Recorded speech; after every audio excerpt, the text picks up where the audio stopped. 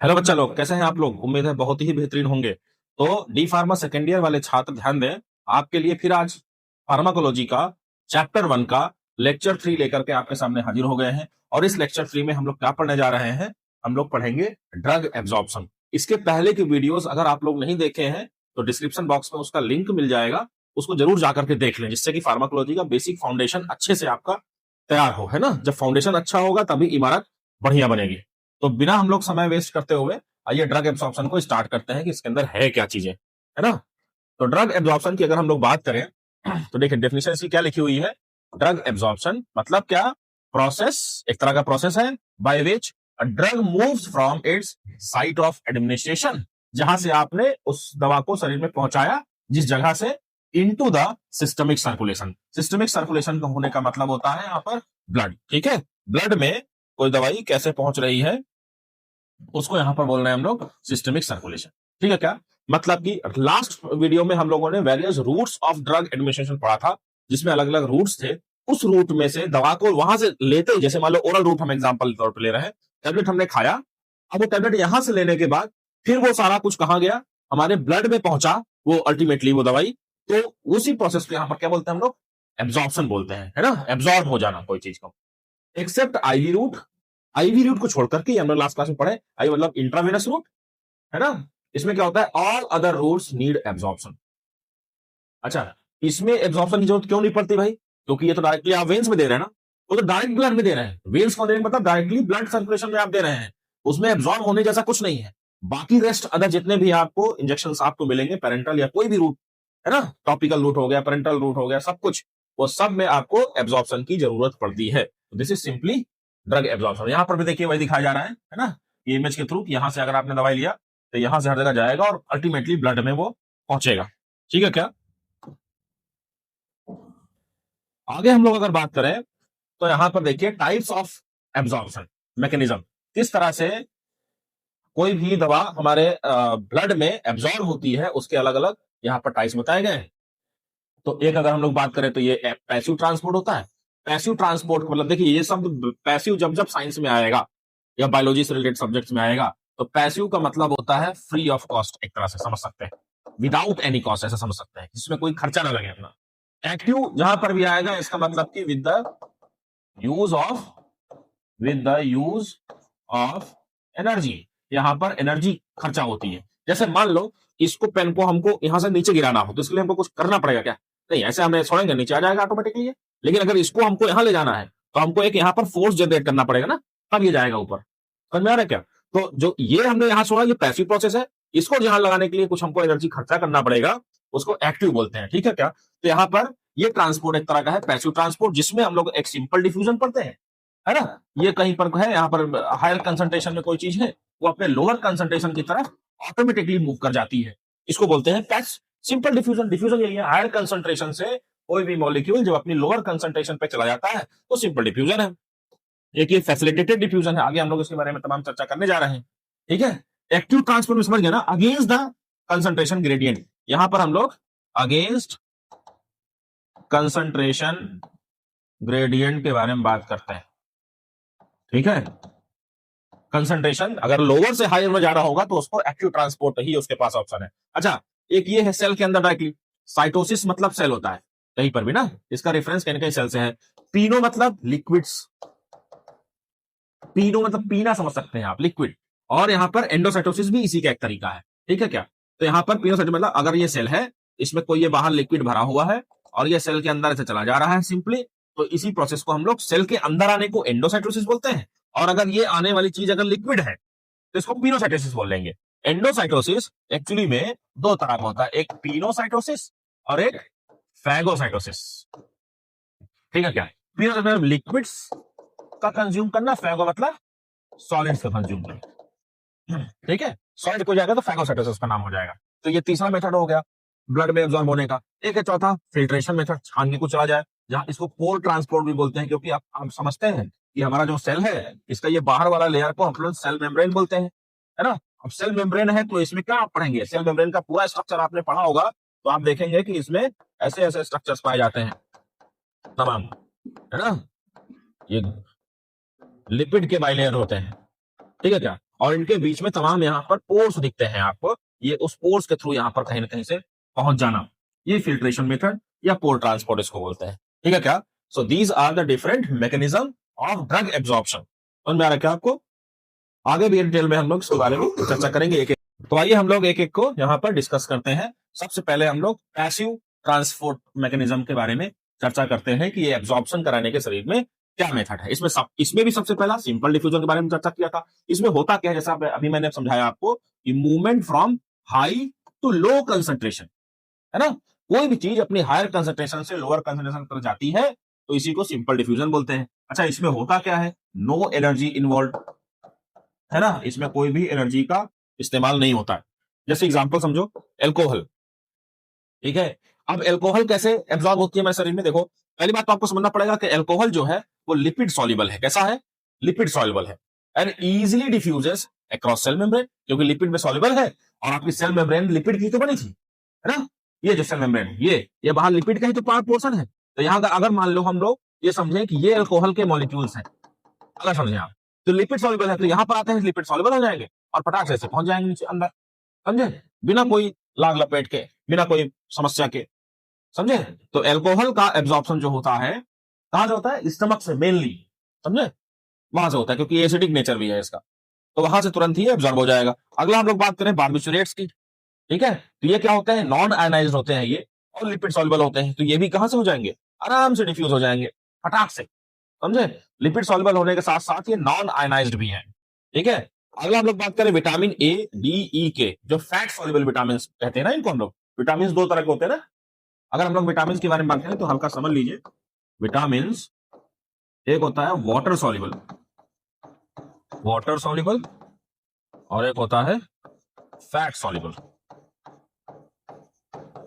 तो water soluble vitamin जो है इसमें बी और सी आता है और फैट सॉल्युबल में ए, बी, ई और के, ये चार विटामिन अलग। तो जो फैट सॉल्युबल विटामिन है, क्योंकि यहाँ पर फैट है, फैट नेचर वाली जो भी चीज होगी वो आसानी से इसको क्रॉस कर जाएगी, कहने का मतलब इस है। So it diffuses through lipid membrane, lipid की जो सेल मेम्ब्रेन बनी हुई है उससे आसानी से चली जाएगी। So this is all about simple diffusion method. आपको समझ में आ रहा होगा, अगर नहीं आ रहा है तो नीचे कमेंट में बताते रहिएगा।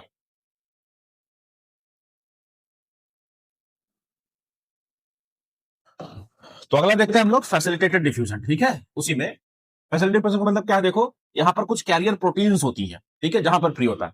जैसे हम लोग यहाँ पर समझे, ये फैसिलिटेटेड पोजीशन दिखाया जा रहा है, इसी सेल मेम्ब्रेन के बीच में हमने कहा कुछ चैनल प्रोटीन्स पाए जाते हैं, जो पोरीन्स और एक्वापोरीन्स भी उसके अंदर के अगर डीप में पढ़ेंगे हम लोग तो चैनल प्रोटीन्स का नाम ये होता है। चैनल प्रोटीन्स क्या करती हैं? डायरेक्टली कहीं से भी उसको अंदर कर सकती हैं तमाम प्रोडक्ट्स को। जैसे एग्जाम्पल तौर पर ग्लूकोज के बारे में बात करें तो क्या है? Requires carrier protein. अच्छा, वहां कैरियर प्रोटीन कौन सा है? ग्लूट ट्रांसपोर्टर्स बोलते हैं। ये ग्लूट रिसेप्टर्स भी है वहां पर, है ना, जो प्रोटीन के बने हुए हैं, और ये प्रोटीन तुरंत वहां पर ग्लूकोज को देखते ही तुरंत उसको जुड़ती है उससे और अंदर कर देती है तुरंत। ठीक है, तो इंटेस्टाइन में पाया जाता है। विटामिन B12 का अगर हम लोग एब्जॉर्प्शन कराएंगे तो वो भी फैसिलिटेटेड डिफ्यूजन के थ्रू होता है। क्यों? क्योंकि इसको भी एक कैरियर चाहिए वहां पर। तो कौन सा कैरियर? इंट्रिंसिक फैक्टर चाहिए इसको, है ना, ग्लाइकोप्रोटीन इसको चाहिए होता है बेसिकली एब्जॉर्प्शन के लिए। तो यहां पर इसका नेचर भले ही लिपिड सॉल्युबल ना हो, लेकिन इसके लिए कैरियर प्रोटीन्स इसके लिए सॉल्युबलाइज कराने का काम करती हैं। समझ में आ रहा है आपको? तो this is all about facilitated diffusion. तो पहला जो हम लोगों ने टॉपिक कंप्लीट किया है डिफ्यूजन का, जिसमें दो तरह का डिफ्यूजन हमने पढ़ा, एक सिंपल डिफ्यूजन और एक फैसिलिटेटेड डिफ्यूजन। ठीक है क्या? तो ये पैसिव वाला ट्रांसपोर्ट हम लोगों ने कंप्लीट किया। अब हम लोग बात करते हैं एक्टिव ट्रांसपोर्ट का, जहां पर एनर्जी का इस्तेमाल होगा। ठीक है, अगेंस्ट द कंसंट्रेशन ग्रेडियंट की बात की जाएगी। ये लिखा, सबसे पहली बात है एक्टिव का मतलब requires energy, energy in the form of ATP. ATP का फुल फॉर्म होता है भैया एडिनोसिन ट्राइफॉस्फेट। याद करे रहिएगा इसको, हालांकि याद होगा आपको, सेकेंड ईयर वाले बच्चे हैं आप। तो यहाँ पर एटीपी जो पड़ती है ये कैरियर मीडिएटेड होता है हमेशा ही, इसके लिए कुछ ना कुछ ले जाने वाला चाहिए वहां पर। And moves against concentration gradient, जिसके बारे में चर्चा बार बार कर रहा हूं, कंसंट्रेशन ग्रेडियंट, समझे? कोई चीज हायर से लो जाएगी तो फ्री फंड में हो जाएगी, लेकिन लोअर से हायर में जाने में उसको एनर्जी लगाना पड़ेगा। ठीक है, एग्जाम्पल तौर पर जैसे हम बात करें तो एक ये ड्रग है लीवोडोपा। ठीक है, ये ड्रग का नाम है, दवाई है। It absorb actively using amino acid transporters in intestine. आंत में हमारे अमीनो एसिड के ट्रांसपोर्टर्स जो वहां पर है, अमीनो एसिड मतलब प्रोटीन कहीं ना कहीं से, है ना, और उसका इस्तेमाल करके तुरंत ही जाकर के एक्टिवली एब्जॉर्ब हो जाती है वहां से। आयोडाइड के बारे में अगर बात करा जाए तो thyroid gland actively transports iodide for hormone synthesis. तो वहां पर थायराइड ग्लैंड एक्टिवली इसको ट्रांसपोर्ट करता है आयोडीन को, समझे क्या। विटामिन सी के बारे में बात करें, एस्कॉर्बिक एसिड जिसका केमिकल नेम है, it absorb by sodium dependent active transport. यहाँ पर सोडियम चैनल्स पाए जाते हैं जिसके थ्रू विटामिन सी एब्जॉर्ब होता है हमेशा, समझे। तो इन सब प्रोसेस में, इन सब के एब्जॉर्प्शन में कहीं ना कहीं एनर्जी का इस्तेमाल होता है, एटीपी का इस्तेमाल होता है। जैसे यहाँ पर देखो कोई चीज यहाँ पर है, अब इसको ये इसमें यहां से अंदर ले आना है तो क्या करना पड़ेगा, एनर्जी खर्चा करना पड़ेगा, तब ये चैनल यहाँ से ओपन अप होगा और चीजें अंदर आएंगी। तो ये सारी डिटेलिंग यहाँ पर हम लोगों ने एक्टिव ट्रांसपोर्ट के बारे में पढ़ा। अब थर्ड जो हमको पढ़ना था, पिनोसाइटोसिस हमने बताया, या इसी को एंडोसाइटोसिस। एंडोसाइटोसिस का एक टाइप है पिनोसाइटोसिस, ठीक है। हमने कहा ना एंडोसाइटोसिस एक दूसरा तरीका भी होता है, फैगोसाइटोसिस भी होता है, लेकिन वहां पर इसके बारे में बात कर रहे हैं।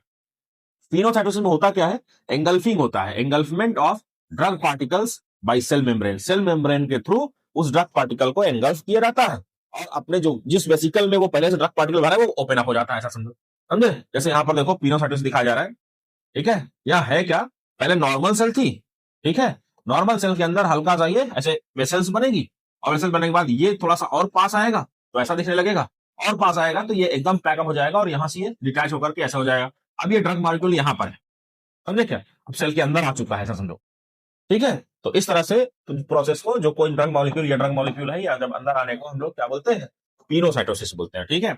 एग्जाम्पल तौर पर इंसुलिन इसी मेथड के थ्रू हमारे ब्लड में एब्जॉर्ब होती है। ये इंसुलिन में होता क्या है, लार्ज पेप्टाइड हार्मोन है ये, इसका नेचर पेप्टाइड नेचर का होता है इंसुलिन हमेशा से, ठीक है। और absorb by vesicle transport, vesicle transport मतलब पिनोसाइटोसिस के थ्रू। लिक्विड्स जो भी ट्रांसपोर्ट किए जाते हैं हमेशा से वो गोले गोले वेसिकल्स में अंदर पैक्ड होता है, समझो, है ना। जैसे पानी ट्रांसपोर्ट करना होगा, मान लीजिए कोई बिस्किट देना है तो अगर पन्नी के अंदर ना भी पैक किया जाए तब भी उसको ट्रांसपोर्ट किया जा सकता है, लेकिन लिक्विड मटेरियल है तो, दूध आपको लेना है तो कम से कम पैकेट तो होना चाहिए ना उसमें। तो वैसी पैकेट टाइप के स्ट्रक्चर को आप लोग क्या बोलते हैं, यहाँ पर वेसिकल बोलते हैं बायोलॉजी में, समझे।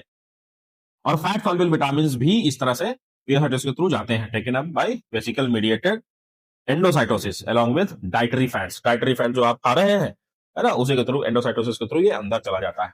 एक ये एक्सोसाइटोसिस दिखा जा रहा है, इससे अभी आपसे मतलब नहीं है क्योंकि इसमें सेल के अंदर से चीजें बाहर जाती हैं, एक्सोसाइटोसिस, ठीक है क्या। तो पिनोसाइटोसिस हमने बात किया, थर्ड वाला।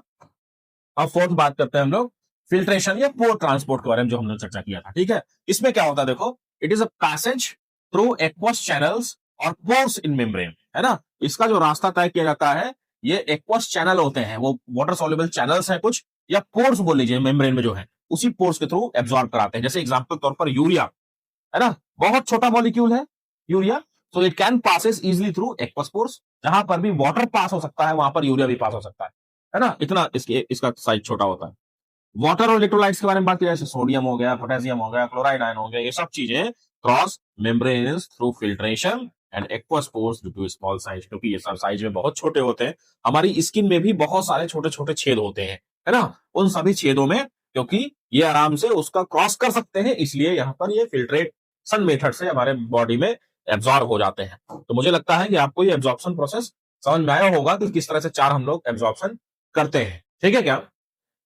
अब हम लोग बात कर लेते हैं यहाँ पर फटाक से बहुत इंपॉर्टेंट चीज, कि कौन कौन से ऐसे फैक्टर्स हैं जो कि ये ड्रग एब्जॉर्प्शन को अफेक्ट करेंगे भाई, है ना।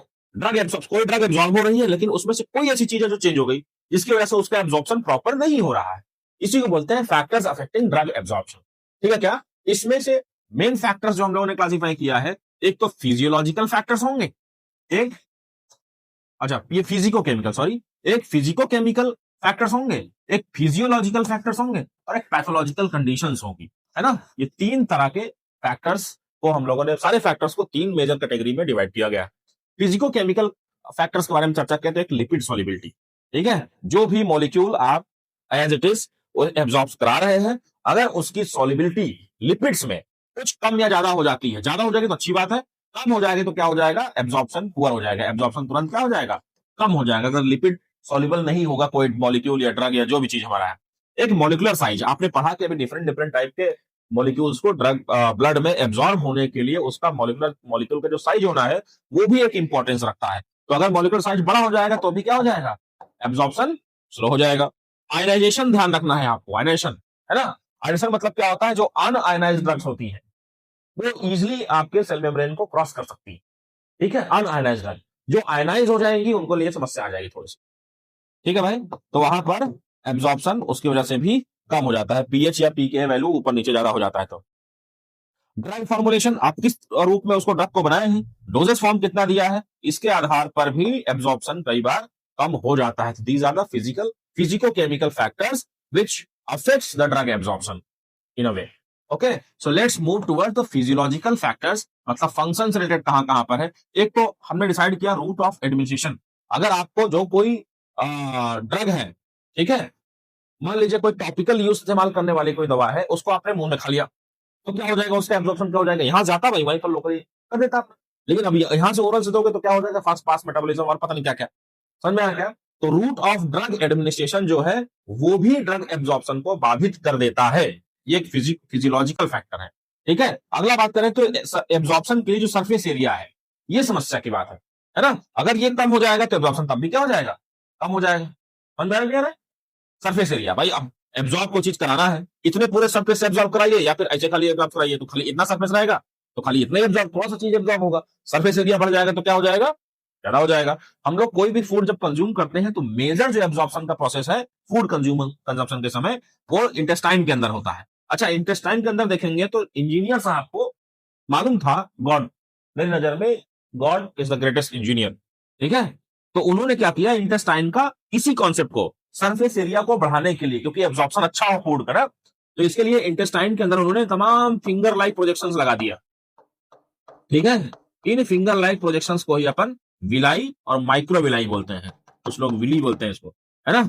और इसके अंदर भी थोड़े छोटे माइक्रो विलाई बना दिया गया, जिससे कि इससे होगा क्या, इससे सरफेस एरिया बढ़ जाएगा। सरफेस एरिया क्या हो जाएगा, बढ़ जाएगा, इंक्रीज कर जाएगा। और सरफेस एरिया इंक्रीज करने से एब्जॉर्प्शन क्या होगा अपना, बढ़ जाएगा। समझे क्या, तो सरफेस एरिया बहुत इंपॉर्टेंट है। कम हो जाएगा तो एब्जॉर्प्शन भी कम, ज्यादा हो जाएगा तो एब्जॉर्प्शन बहुत बढ़िया। समझे क्या। एक अगला है गैस्ट्रोइंटेस्टाइनल मोटिलिटी। ठीक है, कोई ड्रग आपने लिया, ठीक है, वो हमारे स्टमक और इंटेस्टाइन में किस तरह से आगे बढ़ रहा है।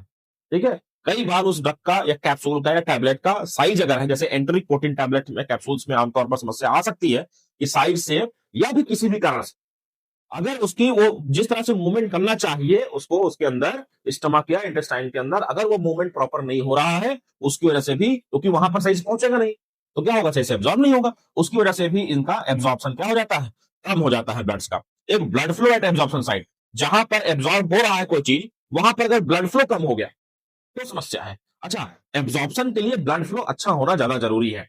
ठीक है, आपके यहां से भी स्किन दवाई को अंदर किया जा सकता था, अलग रूट बन जाता, टॉपिकल तो पूरा स्किन बना दिया गया, लेकिन यहाँ पर क्या होता है, एब्जॉर्प्शन थोड़ा कम होता है। लेकिन टंग के नीचे सबलिंगुअल रूट जो होता है, सबलिंगुअल में क्या होता है, एब्जॉर्प्शन के लिए अलग रूट बनाया गया है। इमरजेंसी कंडीशन में यही इस्तेमाल करते हैं लोग। समझे, हार्ट अटैक किसी को आ रहा हो तो उसको नाइट्रोग्लिसरीन हमेशा सबलिंगुअल रूट से ही देते हैं, तो खिला सकते नहीं है, इंजेक्शन लगाएंगे तो भी जाएगा, कहां जाएगा, है ना। तो क्या हो सकता है, यहां नीचे देते तुरंत, तो सबलिंगुअल रूट से इसके नीचे की ब्लड सप्लाई बहुत ज्यादा होती है, इसलिए फटाक से इसको अंदर एब्जॉर्ब हो जाता है। समझे क्या, तो ब्लड फ्लो सप्लाई कितनी कहां की ज्यादा है, सप्लाई कहां की ज्यादा होगी, जहां ब्लड कैपिलरीज ज्यादा होंगी। समझे क्या, तो इस तरह से एब्जॉर्प्शन, ब्लड फ्लो, मतलब एब्जॉर्प्शन साइट पर ब्लड फ्लो कैसा है उसके आधार पर भी ये ड्रग एब्जॉर्प्शन अपना हेल्प करता है। अगर ब्लड सप्लाई ज्यादा तो एब्जॉर्प्शन ज्यादा, अगर सप्लाई कम तो एब्जॉर्प्शन भी कम। एक प्रेजेंस ऑफ फूड है, ठीक है, ये भी कई बार ड्रग एब्जॉर्प्शन को स्लो डाउन कर देता है। अब आपको कोई दवाई खानी थी, ठीक है, तो हमेशा ही जब लाइट फूडेड आप रहे तभी दवाई खानी चाहिए। ढेर सारा खाने के बाद आप दवाई खा लिए उसमें, तो होगा क्या, उसके एब्जॉर्प्शन में समस्या आ सकती है। क्यों, क्योंकि एब्जॉर्ब होने के लिए तो बहुत चीजें है ना वहां पर, आपने खाना भी खाया है ढेर सारा और वैरायटी खाया है, तो उसी पेट में गया है, उसी इंटेस्टाइन में जाकर के एब्जॉर्ब होगा अंदर से वो, है ना। और उसी समय पर वो ड्रग को भी एब्जॉर्ब करना पड़ा, तो हो सकता है वहां पर एब्जॉर्प्शन साइट के लिए कॉम्पीट करना पड़े फूड और ड्रग को, है ना। उसके लिए लड़ाई लड़ाई लड़ना पड़ेगा, वो कहेगा हम पहले जाएंगे, वो कहेगा हम पहले जाएंगे, हो सकता है इस चक्कर में बिना एब्जॉर्ब हुए ही ड्रग बाहर आ जाए, है ना। तो ये प्रेजेंस ऑफ फूड भी ड्रग एब्जॉर्प्शन को हैम्पर करता है। इसलिए ज्यादातर अच्छा इफेक्ट करने के लिए एकदम खाली पेट नहीं, है ना, अगर एकदम खाली पेट दवा लिया जाए तो ज्यादा एक्शन उसका मिल सकता है, क्योंकि सब कुछ खा लिया, उसी के लिए सारा रास्ता है।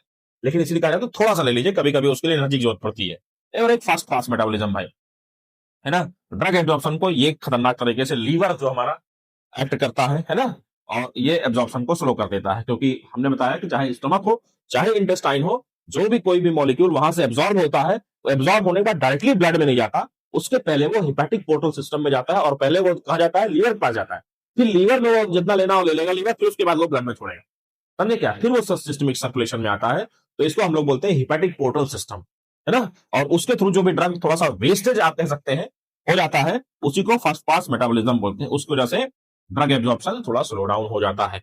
मुझे लगता है आपको समझ में आ रहा होगा सारे फिजियोलॉजिकल फैक्टर्स वगैरह। अगला कंडीशन हम लोग बात कर रहे हैं पैथोलॉजिकल कंडीशंस के बारे में, कौन सी ऐसी डिजीज कंडीशन है जहां पर ड्रग एब्जॉर्प्शन क्या हो जाता है, थोड़ा सा पुअर हो जाता है, थोड़ा कम हो जाता है। एक तो डायरिया, है ना, ये क्या समस्या है भाई, डायरिया, जिसको आप डिसेंट्री बोलते हैं एक तरह से, ढेर सारा वाटर लॉस हो रहा है शरीर से, है ना, तो उसमें समस्या आ जाती है कई बार, जिसमें वॉमिटिंग भी हो रही है, लूज मोशन भी हो रहा है, डायरिया का मतलब यही है ना, ऊपर नीचे से ढेर सारा पानी का लॉस होना, उसके साथ साथ इलेक्ट्रोलाइट्स का लॉस होना।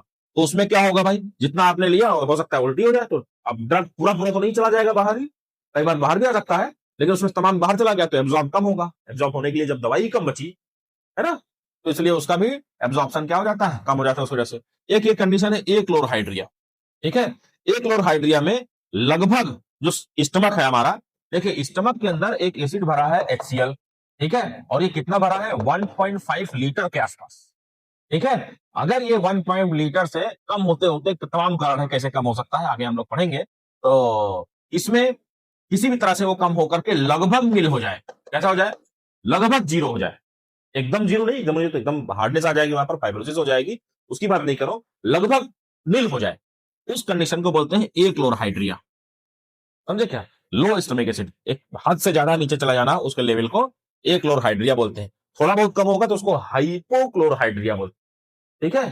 तो दो कंडीशन है, एंटासिड में आपने फर्स्ट ईयर में पढ़ा होगा कि एंटासिड में दो कंडीशन आती है, वो उसमें हम लोग कहाँ का इस्तेमाल करते हैं, है ना, एक तो ए क्लोरहाइड्रिया हो सकती है उससे, और एक क्लोरहाइड्रिया के केसेस में, समझ में आ रहा क्या तुमको। एक है माल एब्जॉर्प्शन सिंड्रोम, ऐसी तमाम जेनेटिक बीमारियां भी हो सकती है, या फिर एक्वायर्ड डिजीजेस में भी आ सकती है, जहां पर एब्जॉर्प्शन पहले से ही पुअर हो, है ना, किसी भी कारण से, आमतौर पर अगर लीवर सही से काम नहीं कर रहा है या इंटेस्टाइन में फैट का डिपोजिशन हो चुका है, बहुत सारा फैटी कंज्यूम कर चुके हैं आप, तो माल एब्जॉर्प्शन होता है। माल एब्जॉर्प्शन मतलब सही से एब्जॉर्ब ना होना कोई चीज का, ना, ऐसी कोई भी कंडीशन जहां पर एब्जॉर्प्शन प्रॉपर तरीके से नहीं होता है उसको माल एब्जॉर्प्शन बोलते हैं। अगर ये सिंड्रोम आपको है तो कोई दवाई भी खरीद आप देंगे तो भी वो सही से एब्जॉर्ब नहीं हो पाएगा, है ना। तो मुझे लगता है आपको समझ में आया होगा ये कि physico chemical factors, physiological factor और पैथोलॉजिकल कंडीशंस, ये सब किस तरह से हमारे ड्रग एब्जॉर्प्शन को अफेक्ट करते हैं, ये चीजें हम लोगों ने जाना यहाँ पर, ठीक है। आगे बढ़ा जाए, ओके। तो आगे हम लोग देखते हैं फिजिको केमिकल फैक्टर, एक एक करके इसके बारे में डिटेल में हम लोग पढ़ते हैं, है ना। एक हमने कहा लिपिड सॉल्युबिलिटी के बारे में, जितना ज्यादा लिपिड सॉल्युबल कोई मॉलिक्यूल होगा it will be very easier two membrane penetration, है ना, मेम्ब्रेन को चीरने में उतना आसानी से उसको मिलेगा। एग्जाम्पल तौर पर देखें तो डाइजीपाम, है ना, ये ड्रग है, ये एब्जॉर्ब हो जाती है फास्टर देन पेनिसिलिन, पेनिसिलिन से ज्यादा तेज ये एब्जॉर्ब हो जाती है, because it is highly lipid soluble and easily crosses membrane, क्योंकि इसकी लिपिड में सॉल्युबिलिटी पेनिसिलिन से ज्यादा है, इसलिए ये बड़ी आसानी से क्रॉस कर जाती है, समझे क्या। एक दूसरा मॉलिक्यूलर साइज के बारे में चर्चा किया, है ना, अभी लास्ट स्लाइड में, तो जितना मॉलिक्यूलर साइज कम होगा उतना जल्दी से एब्जॉर्प्शन होगा। एग्जाम्पल तौर पर यूरिया हमने बताया बहुत छोटा होता है, ठीक है, इसलिए एब्जॉर्ब होता है क्विकली, बड़ी आसानी से, while proteins are too large, है ना, कोई प्रोटीन लेंगे तो हो सकता है वो बड़ी आसानी से क्या करें, आपके मेम्ब्रेन को डिफ्यूज आउट ना हो वहां से, तो ये चीजें आपको समझना होगा कि यहां से जो साइज कम होगा वो बड़ी आसानी से क्रॉस कर जाएगा मेम्ब्रेन को अपने, ठीक है। आइए आगे बढ़ते हैं। तो अगला फैक्टर है आयनाइजेशन, ठीक है, हमने बताया को अनआयनाइज्ड ड्रग जो होती है वो अच्छे से एब्जॉर्ब होती है, ध्यान रखिएगा। आयंस फॉर्म में कोई चीज रहेगा तो दिक्कत आएगी उसके लिए, क्योंकि आयंस का वहां पर अलग रिएक्शन होने लगता है ना। Drug always should be un-ionised अगर आपको एब्जॉर्प्शन अच्छा चाहिए। जैसे एग्जांपल तौर पर एस्पिरिन एक तरह का वीक एसिड है, वीक एसिड टूटेगा नहीं है ना, जो स्ट्रॉन्ग एसिड्स होते हैं वो आसानी से आयनाइज हो जाते हैं तुरंत ही वाटर के साथ। तो एस्पिरिन क्या है, एसिटिल सैलिसिलिक एसिड इसका पूरा नाम होता है, एसिटिल सैलिसिलिक एसिड, याद रखिएगा इसका जो केमिकल नाम है एसिटिल सैलिसिलिक एसिड, ठीक है, एक तरह का वीक एसिड होता है, वीक एसिड समझ आ दिया आपने। तो नॉन आयनाइज होगा एसिडिक स्टमक में, तो क्या होगा, अच्छे से एब्जॉर्ब होगा। और एट्रोपिन भी उसी तरह से है, वीक बेस है तो ये भी नहीं होगा, नॉन एनाइज है, आसानी से इंटेस्टाइन से स्टार्ट हो जाएगा। हमेशा याद रखिए, जो भी कोई ड्रग अगर एसिडिक नेचर की है, सभी लोग, हमारे बच्चे फार्मेसी वाले जरूर ध्यान दें इस बात को, हो सकता है उन्होंने पता नहीं इस बात को ध्यान दिया कि नहीं ध्यान दिया, जितनी भी एसिडिक ड्रग्स होंगी, ठीक है, और बेसिक ड्रग्स होंगी, एसिडिक ड्रग्स हमेशा एब्जॉर्ब होती है कहां से, स्टमक से, और जो बेसिक ड्रग्स होती है वो इंटेस्टाइन से। कई बार ऐसा हम लोग इंटेस्टाइन को ही पूरा एब्जॉर्प्शन का क्रेडिट दे देते हैं, जो कि हो सकता है सही नहीं हमेशा से, है ना। जितनी बेसिक नेचर, जिनका पीएच 7 से ऊपर जाता है, सिर्फ और सिर्फ वो ड्रग ही इंटेस्टाइन से एब्जॉर्ब होती हैं, जबकि जो उनका ड्रग एसिडिक नेचर का होगा वो हमेशा स्टमक से एब्जॉर्ब होती है, स्टमक की वॉल से अंदर से एब्जॉर्ब हो जाती है, समझे। तो इस चीज का ध्यान रखना। इसीलिए हमने कहा था जो एल्कोहल है, ठीक है, एल्कोहल, एथाइल एल्कोहल, है ना, वो हमेशा स्टमक से लगा रहता है, हमेशा स्टमक से एब्जॉर्ब होता है, उसमें अंदर तक जाने का समय नहीं मिलता उसको, ठीक है। क्या, तो ये आयनाइजेशन हम लोगों ने देखा कि पीएच और पीके वैल्यू इसकी मेंशन होती है हर हमेशा हर जगह पर, ठीक है, मतलब एक इंपॉर्टेंट रोल प्ले करती है। अगला हम लोग बात करें तो ड्रग फॉर्मुलेशन और डोजेस फॉर्म, ये किस तरह से करता है, देखो, एक हमने सोल्यूशन लिया, ठीक है, एक सस्पेंशन है, एक कैप्सूल है, एक टैबलेट है, बताओ इसमें से सबसे ज्यादा फास्ट एब्जॉर्ब कौन होगा, जो लिक्विड में होगा। इसमें क्या है, मोनोफेजिक लिक्विड है, ये पूरी तरीके से सब कुछ लिक्विड लिक्विड ही है, तो ये जल्दी एब्जॉर्ब होगा कि ये टैबलेट, क्योंकि अब टैबलेट को डिसइंटीग्रेट होना पड़ेगा, टूटना पड़ेगा जाकर के, फिर मॉलिक्यूल फोर साइज का मामला आएगा, फिर वो एकदम छोटा होगा, फिर जाकर के एब्जॉर्ब होगा। तो सबसे ज्यादा जो अच्छा एब्जॉर्प्शन होता है वो सोल्यूशन का होता है, फिर उसके बाद सस्पेंशन का, क्योंकि सस्पेंशन कैसा है, बाईफेजिक है ना, इसमें एक सस्पेंडिंग एजेंट भी होगा अंदर, कहने का मतलब इसमें सॉलिड पार्टिकल्स भी होंगे, लिक्विड भी होंगे। और ये कैप्सूल है, टैबलेट से जल्दी कैप्सूल हो जाता है, क्योंकि इसके ऊपर जेल लगा होता है, वो डिजोल्व होता है जाकर के, उसका कंटेंट बाहर, और टैबलेट के ऊपर कोटिंग वोटिंग करके वो बहुत ज्यादा कॉम्प्लिकेट कर दिया जाता है उसको। तो इन सब में इसी क्रम में ये सबसे बढ़िया से बढ़िया एब्जॉर्ब होते हैं हमारे ब्लड में, है ना। एग्जाम्पल तौर पर बात किया तो पैरासिटामोल का जो सोल्यूशन है, it acts faster than tablets, because no disintegration step is required, यहां पर डिसइंटीग्रेट होने के लिए जरूरत नहीं पड़ती।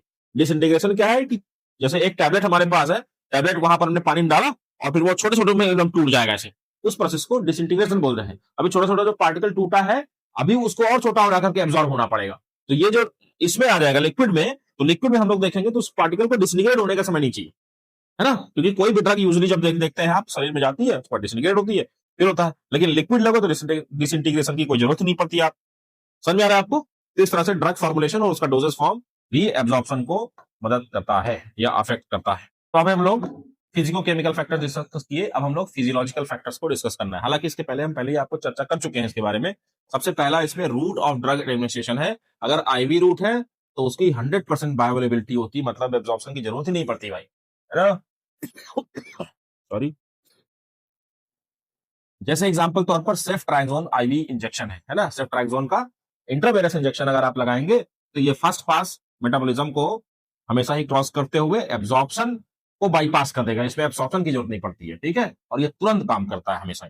एक सरफेस एरिया एब्जॉर्प्शन के बारे में हमने बात किया, हमने कहा था आपसे, समझाया कि ग्रेटर सरफेस एरिया मतलब ज्यादा एब्जॉर्प्शन, है ना।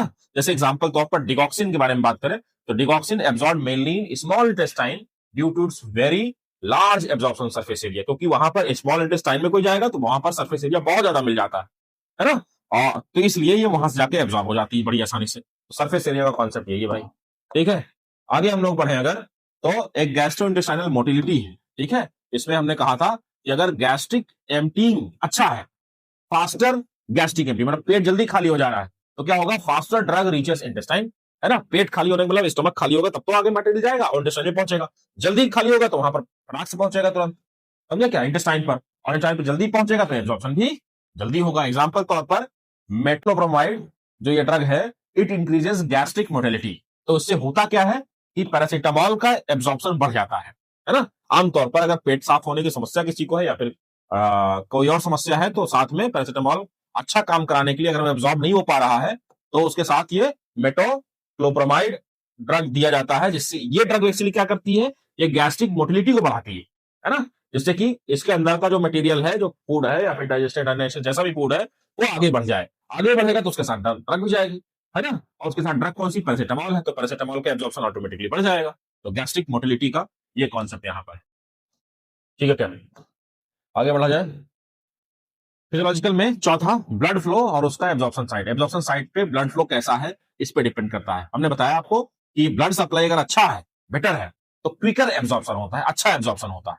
एग्जाम्पल तौर पर हमने बात किया कि massage after subcutaneous insulin injection increases local blood flow. Subcutaneous insulin के इंजेक्शन लगाने के बाद वहां पर हल्का सा मसाज कर देते हैं लोग, है ना, जिससे क्या होता है कि उसी एरिया का ब्लड फ्लो, है ना, उसी एरिया का लोकल मतलब उसी एरिया का ब्लड फ्लो बढ़ जाता है, जिससे क्या हो जाता है, एब्जॉर्प्शन तेज हो जाता है। एब्जॉर्प्शन तेज हो जाता है, जल्दी जल्दी इंसुलिन ब्लड में गया, अपना काम शुरू करेगा, है ना। तो ये फिजियोलॉजिकल फैक्टर्स में हम लोगों ने देखा। यहाँ पर आगे हम लोग एक और फैक्टर बढ़ा है अभी, प्रेजेंस ऑफ फूड। यस, तो फूड के प्रेजेंस होने की वजह से ड्रग एब्जॉर्प्शन कैसे इफेक्ट होता है ये बात करते हैं। कुछ ड्रग ऐसी है, some drugs need food for better absorption, है ना, अदर्स डोंट। कुछ ऐसा है जो खाने के साथ अच्छा एब्जॉर्ब होती हैं। जितनी भी मल्टी विटामिन हैं, ठीक है, इनका एब्जॉर्प्शन ज्यादा अच्छा होता है जब खाने, इसलिए इनको हमेशा ही खाने के बाद खाने का इसमें प्राविधान बताया जाता है, डॉक्टर के थ्रू प्रेस्क्राइब किया जाता है ना, कि अगर आपको मल्टीविटामिन का कंजप्शन करना है तो खाली पेट नहीं, खाना खाइए उसके बाद इसका कंजप्शन कीजिए। अच्छा, तमाम ऐसी दवाइयां भी हैं जिसको ये नहीं चाहिए भाई, खाली पेट लेना होता है, तो बताया जाता है हमेशा। जैसे ग्लिसियोफुल्विन हुआ, है ना, it absorb better with fatty meal. अगर आपने अच्छा खासा फैट वाला मील खाया हुआ है तो उसके साथ ये दवाई खाइए, है ना, तेल घी अच्छे से आया हुआ आपने तो ये करिए। टेट्रासाइक्लिन एक है ना, it absorption decreases with milk due to chelation with calcium. और टेट्रासाइक्लिन के साथ कभी भी अगर आप दूध के साथ, दूध वाला कोई भी फूड कंज्यूम किए हैं और उसके बाद टेट्रासाइक्लिन नाम की दवाई आपकी चल रही है, तो उसके एब्जॉर्प्शन कम हो जाता है। ठीक है, एज अ फार्मासिस्ट ये सारी जानकारी आपको रखना जरूरी है कि अगर टेट्रासाइक्लिन वाली कोई भी दवाई उसकी चल रही है तो आपको ध्यान देना है कि उसको बताना है कि भाई दूध ना कंज्यूम करना, क्योंकि उसका उससे होगा क्या, फिर मरेगा नहीं पेशेंट, लेकिन एब्जॉर्प्शन उसका कम हो जाएगा। जब इसका एब्जॉर्प्शन कम हो जाएगा तो इस दवाई का एक्शन नहीं मिलेगा, क्योंकि एब्जॉर्प्शन तो हुआ नहीं ना भाई, वहां पर वो निकल जाएगा बाहर शरीर से, इसलिए। और वहां पर दूध के साथ क्यों नहीं देना, क्योंकि दूध में होता है कैल्शियम, और कैल्शियम के साथ ये चिलेशन कर लेता है, चिलेट बना लेता है, कॉम्प्लेक्स बना लेता है, और एज इट इज शरीर से बाहर निकल जाता है बिना काम करे ही, बिना काम करने मतलब बिना एब्जॉर्ब हुए ही। जब एब्जॉर्ब नहीं होगा तो काम भी नहीं मिलेगा उसका, है ना। तो ये प्रेजेंस ऑफ फूड भी हमारे इसको अफेक्ट करता है। इसी में फर्स्ट पास मेटाबॉलिज्म भी है, ठीक है। Drugs metabolized in liver before reaching circulation. हमने कहा सर्कुलेशन में पहुंचने से पहले लीवर में वो ड्रग कोई भी हो मेटाबोलाइज होती है हमेशा, ठीक है। अगर वहां पर जा रही तो लोअर सिस्टमिक इफेक्ट मिलेगा यहाँ से, अगर ज्यादा वहां पर मेटाबोलाइज हो जाएगी तो सिस्टमिक सर्कुलेशन में कम पहुंचेगी, इफेक्ट कम पहुंचेगा। जैसे नाइट्रोग्लिसरीन हमने कहा डिस्ट्रॉयड बाय लीवर मेटाबॉलिज्म, है ना, इसीलिए लीवर मेटाबॉलिज्म में नाइट्रोग्लिसरीन डिस्ट्रॉयड हो जाती है, लगभग वो पूरा कंज्यूम कर लेता है। इसीलिए it is advise to given through sublingually to bypass liver. Liver को बाईपास करने के लिए, मतलब उसका रास्ता काट देने के लिए सबलिंगुअली ले लेते हैं, पीछे हमने बताया आपको, है ना। और ये प्रोप्रेनोलॉल ड्रग है, it undergoes high first pass effect, so oral dose is higher than IV dose. IV dose में थोड़ा सा देंगे तो हम लोग इसको ओरल डोज में बढ़ा करके उतना देते हैं, है ना। हमने आपको लगभग बताया था कि अगर 500 मिलीग्राम कोई भी ड्रग आप कंज्यूम करते हैं, इन जनरल आप अंदाजा लगा सकते हैं, कोई एग्जैक्ट डेटा नहीं है ये, इसका लगभग 100 से लेकर के 130 मिलीग्राम के आसपास लीवर के पास चला जाता है, और आपके पास जो ब्लड में पहुंचेगा वो लगभग पहुंचेगा 370 से लेकर के 400 मिलीग्राम के आसपास, है ना। अगर आपको पता है कि ये ड्रग अगर 500 देंगे तो ये 400 लगभग पहुंचेगी, मोटा मोटा समझिए कैलकुलेशन के लिए, है ना, तो आप इसको 600 दे दीजिए पहले, या 610 दे दीजिए, जिससे आपको पता है कि उसमें से लगभग 110 100 के आसपास ही ले लेगा, हमारे ब्लड में 500 लगभग पहुंच जाएगा, है ना। तो आपको पहले से बढ़ा के देना चाहिए इस तरह से। इसलिए यहां पर लिखा है कि प्रोप्रेनोलॉल अगर ड्रग चल रही है, आईवी डोज नहीं दे रहे हैं आप, तो ओरल डोज ले रहे हैं, तो ओरल डोज थोड़ा सा हायर होगी आईवी डोज के कंपैरिजन में। आईवी लगा रहे हैं तो उसका 300 मिलीग्राम 500 400 मिलीग्राम में भी काम चल जाएगा, लेकिन आप ओरल दे रहे हैं उसको तो थोड़ा सा बढ़ा करके आपको देना पड़ेगा, क्योंकि लीवर का भी ध्यान रखना पड़ेगा आपको, है ना। ये फिजियोलॉजिकल फैक्टर था। अगला हम लोग बात कर रहे हैं पैथोलॉजिकल कंडीशंस के बारे में, है ना। कौन कौन सी पैथोलॉजिकल कंडीशन है जिसमें ये समस्या आ सकती है कि ड्रग एब्जॉर्प्शन हमारा दिक्कत आ जाए उसमें। डायरिया सबसे पहले हमने कहा कि लेस एब्जॉर्प्शन होता है क्योंकि कांटेक्ट टाइम उसमें कम हो पाता है ना। आपने कुछ खाया और वो शरीर से डायरिया का निकल गया बाहर, है ना, या नीचे से निकल गया तो समस्या आ जाएगी, क्योंकि वहां पर एब्जॉर्प्शन होने के लिए समय ही कम मिला उसको, है ना। तो समय कम मिलेगा तो फिर दिक्कत आ जाएगी। देखो ये नॉर्मली यहाँ पर दिखाया जा रहा है, इसका वाटर वाटर ये सब ले लेता है, ये सूख जाता है यहाँ से, है ना। और अगर डायरिया केस में क्या होता है, ये फटाक से यहाँ निकल जाता है तुरंत, तो निकल जाएगा तो यहाँ से यहाँ पर ड्रग इसके साथ जो मिली हुई है उसको समय तो चाहिए ना भाई एब्जॉर्ब होने के लिए, है ना, लेकिन ये तुरंत आगे निकल जाता है, ठीक है। ये समस्या आती है यहाँ पर। अगला हम बात करें एक्लोरहाइड्रिया, जिसपे हमने बात चर्चा किया अभी आपको, ठीक है, कि एक्लोरहाइड्रियम क्या होता है, बहुत स्टमक जो एसिड है HCl उसके अंदर जो भरा पड़ा है, अच्छा उसके अंदर जो HCl पाया जाता है उसका जो पीएच वैल्यू होता है भैया 1.4 के आसपास होता है, ठीक है, मतलब हाईली एक्सट्रीमली एसिडिक होता है। So this affects acidic drug absorption. Example तो हम बात करें तो एस्पिरिन का एब्जॉर्प्शन कम हो जाता है विदाउट स्टमक एसिड। एस्पिरिन अगर आप लेंगे और एक्लोरहाइड्रिया के केस में तो नहीं होगा, क्योंकि एस्पिरिन हमने कहा ना वीक एसिड है, एसिड एसिड में जब जाएगा तब वो उसमें स्टेबलाइज होगा, तब स्टमक से एब्जॉर्ब होगा, है ना। और अगर वहां पर HCl ही नहीं है तो इसको टूटने का कोई समय नहीं मिलेगा और ये वहां से एब्जॉर्ब नहीं हो पाएगा, ठीक है। अगला हम लोग बात करें तो माल एब्जॉर्प्शन सिंड्रोम्स, कैसी तमाम समस्याएं हैं, जैसे poor absorption of nutrients and drugs. आपके शरीर में पहले से कोई समस्या है जिसमें चाहे कोई भी खाना खा लीजिए या कोई दवाई खा लीजिए उसका एब्जॉर्प्शन नहीं हो पा रहा, है ना, तो ऐसे में हमेशा ही आपको इंजेक्शन का इस्तेमाल करना पड़ेगा, क्योंकि उसमें हम लोग एब्जॉर्प्शन की बात ही नहीं करते, क्योंकि यहाँ एब्जॉर्प्शन हो नहीं पाएगा, मुश्किल हो जाएगा थोड़ा सा, है ना। इसीलिए विटामिन B12 पुअरली एब्जॉर्ब्ड इन परनीशियस एनीमिया। परनीशियस एनीमिया एक तरह की कंडीशन है जिसमें होता क्या है कि लैक ऑफ इंट्रिंसिक फैक्टर की कमी हो जाती है। एनीमिया जनरली आप जानते हैं कि ब्लड की कमी के कारण से होता है या आरबीसी की कमी के कारण से होता है, लेकिन परनीशियस एनीमिया थोड़ी अलग है, उसमें इंट्रिंसिक फैक्टर्स की कमी हो जाती है। These factors are the proteins basically, है ना। तो उस केसेस में क्या होता है, विटामिन B12 का एब्जॉर्प्शन कम हो जाता है, तो वहां पर फिर मल्टीविटामिन या विटामिन B12 जो है इसको आपको IV रूट से देना पड़ता है, अगर देना कंपलसरी है तो, है ना क्या। तो ये हम लोगों ये चीजें हम लोगों ने अभी तक कंप्लीट किया है, ड्रग एब्जॉर्प्शन। इसके बाद अभी ये चैप्टर हमारा, अभी तक हम लोगों ने डिटेल में चर्चा किया कि ड्रग एब्जॉर्प्शन क्या होता है ना, कितने तरह का होता है, कौन कौन से ऐसे फैक्टर्स हैं जिसका डिटेल्ड में हम लोगों ने पढ़ा, इवन एग्जाम्पल के साथ हर जगह पर, कि कौन सा ड्रग कहां पर किस फैक्टर्स के हिसाब से वो अफेक्ट, उसका एब्जॉर्प्शन अफेक्ट होता है ना। तो इस पूरे लेक्चर में हम लोगों ने ड्रग एब्जॉर्प्शन को पूरी तरीके से कवर किया है। इस लेक्चर में अभी तक इतना ही। अगले लेक्चर में हम आएंगे कि बायो अवेलेबिलिटी क्या चीज है भाई, है ना, इसके बारे में हम लोग चर्चा करेंगे। फिलहाल इस वीडियो में इतना ही। आप इसको लगातार देखते रहिए। अगर आपको ये कंटेंट अच्छा लग रहा है तो कृपया करके अपने दोस्तों को भी इसको शेयर कीजिए, जिससे कि हम लोग भी मोटिवेट हो कि आपके लिए ऐसे तमाम वीडियोस लगातार लाया जाए, जिससे कि आपके जैसे ही तमाम स्टूडेंट्स और भी इसका लाभ उठा सके। Okay, keep watching, thank you.